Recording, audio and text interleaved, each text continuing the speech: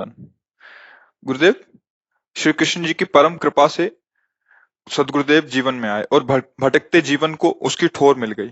अब आपके वचन ही जीवन है, उन पर चलना ही जीवन का उद्देश्य है। लेकिन महाराज जी, पूर्व में महत अपराध बना और मैं अपने प्रियजन के कष्ट का हेतु बनी। वो अपराध बोध और गलानी अभी भी हृदय को जलाती है और कभी कभी जलन इतनी असहनीय हो जाती है कि उसी का गाढ़ चिंतन होने लगता है और मन क्या कामना अपराध करने बना? लगता है।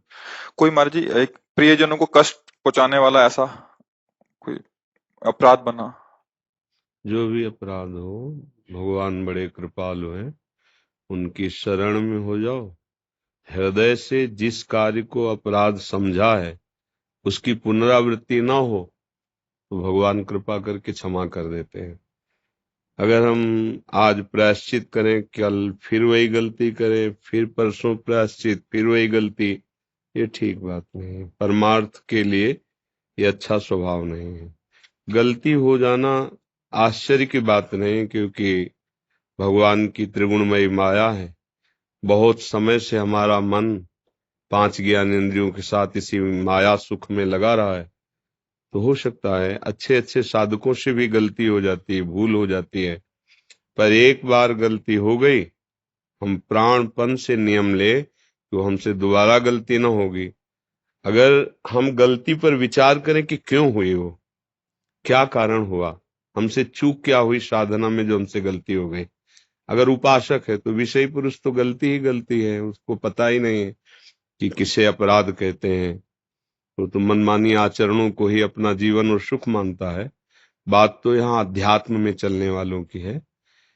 अगर हम कहीं भी शास्त्र आज्ञा का उल्लंघन करेंगे वही गलती हो जाएगी।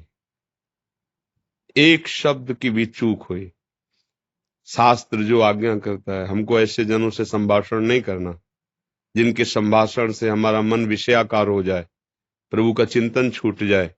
हमें ऐसा भोजन नहीं करना जिससे हमारे मन में गंदे विचार आवे, भगवत चिंतन छूट जाए। हमें ऐसा कार्य नहीं करना जिससे हमारी आसक्ति विषयों में हो, भगवत चिंतन छूट जाए।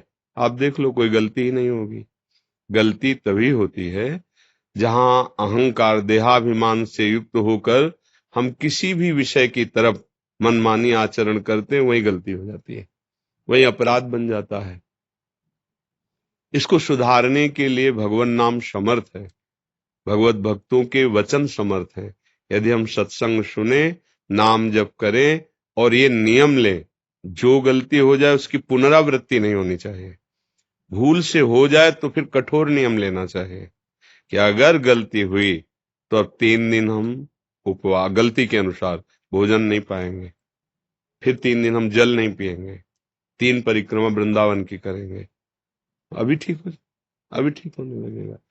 देखना इंद्रियों के न घोड़े भगे, रात दिन इनमें संयम के कोड़े लगे।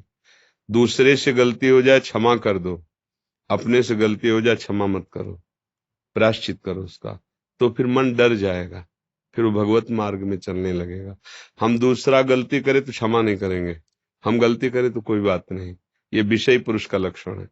उपासक का, भगवत प्राप्ति के मार्ग के साधक का लक्षण ये होता है, दूसरे की बड़ी से बड़ी गलती को क्षमा कर देना, अपनी एक छोटी सी भी गलती को बहुत बड़ी मानकर उसका प्रायश्चित करना। अगर हम सावधानी से चलें तो भगवान बड़े कृपालु हैं। अहम तो हम सर्व पापेभ्यो मोक्षयिष्यामि मा शुचा, वो हर पाप को नष्ट करके हमें पवित्र कर देंगे। जिनके प्रति अपराध बनाए वो कष्ट हमेशा रहता है कि उनको कष्ट दे दिया है, मतलब वो कैसे आप दूर हो? अपने हृदय को संभालिए, सबके हृदय में भगवान विराजमान है, वो सब ठीक कर लेंगे। आप अपनी गलती को संभालिए, अपने हृदय को भगवत चिंतन में लगाइए। जा पर कृपा राम की हुई, ता पर कृपा करे सब कोई। जब भगवान प्रसन्न हो जाते हैं तो गरल सुधा रिपु करहि मिताई, गोपद सिंधु अनल सितलाई, गरुण सुमेरु रेणु समताही, राम कृपा कर चितवा जाही। जो भगवान को रिझा लेता है, भारी विष भी अमृत बन जाता है, शत्रुता का बर्ताव करने वाला भी मित्र बन जाता है, सुमेरु पर्वत उसके लिए धूल कण के समान हो जाता है। भगवान का भयंकर ज्वालामयी अग्नि चंदन की शीतलता प्रदान करने लगती है। भगवान का आश्रय, भगवत चरणारविंद का आश्रय लेकर भजन करो, सबके हृदय में भगवान बैठे, सब संभाल लेंगे। अब चिंता मत करो।